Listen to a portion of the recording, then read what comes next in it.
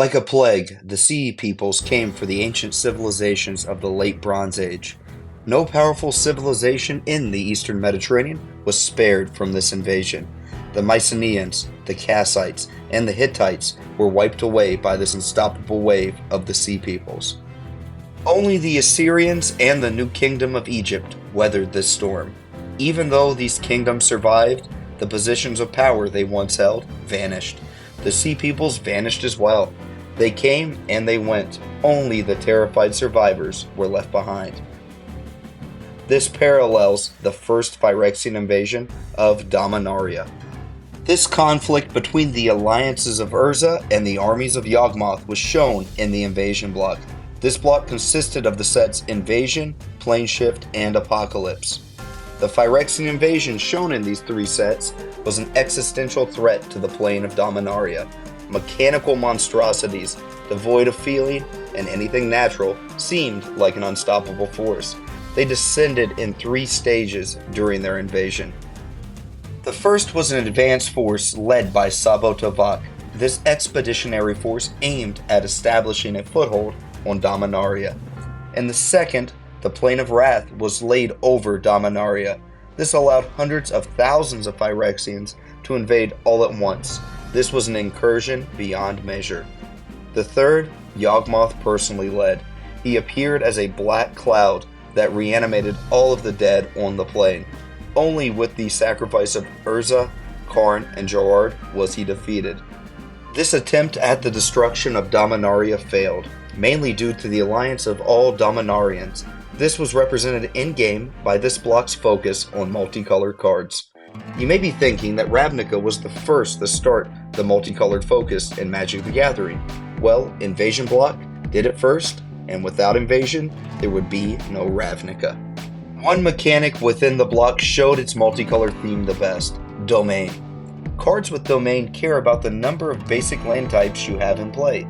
The more basics you have of different types, the better the card became.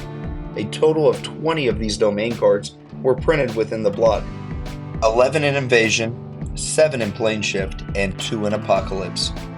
A common cycle in Invasion shows this mechanic well. These cards are Strength of Unity, Worldly Council, Exotic Curse, Tribal Flames, and Wandering Stream.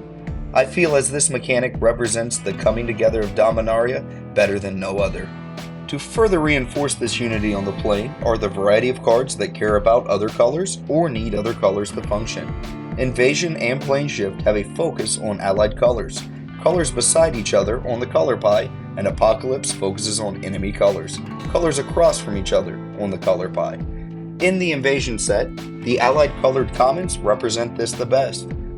Glimmering Angel, Metathran Zombie, Fire Screamer, Viashino Grappler, and Llanowar Cavalry all have an activated ability that requires a separate allied color.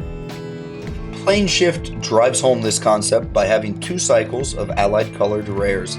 The first one includes Meddling Mage, Doomsday Spectre, Drownu's Crusade, Shivan Worm, and Ancient Spider. The second includes Cloud Cover, Urza's Guilt, Keldon Twilight, Natural Emergence, and Eladamri's Call. These 2 sets really emphasize the importance of allied colors working together to defeat the Phyrexian menace. However, things changed in Apocalypse. Apocalypse had an enemy color focus. This was the first set in Magic the Gathering that really tried placing enemy color pairings in such a prominent role. This combination drives home the point that the resistance to the Phyrexian invasion grew incredibly desperate and that a unification of all was the only means of stopping it. The enemy color 2-drop cycle, the inverse of the invasion cycle, hones in on that desperation in Dominaria. They are as follows: Putrid Warrior, Razorfin Hunter, Llanowar Dead, Goblin Legionnaire, and Gaia's Skyfolk. Another interesting thing to note is that they combine disparate creature types.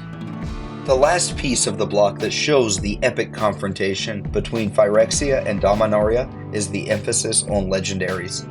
This set contains 23 legendary permanents in total.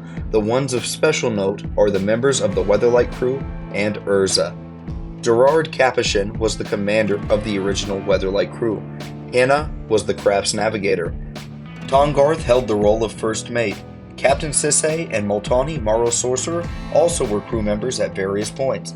The two other legendary artifacts merit special mention. Those are Skyship Weatherlight and Legacy Weapon. Last but not least, we can't not mention Urza. Urza was made into paper for the first time as the Blind Seer. This planeswalker led the Titans against the plane of Phyrexia himself.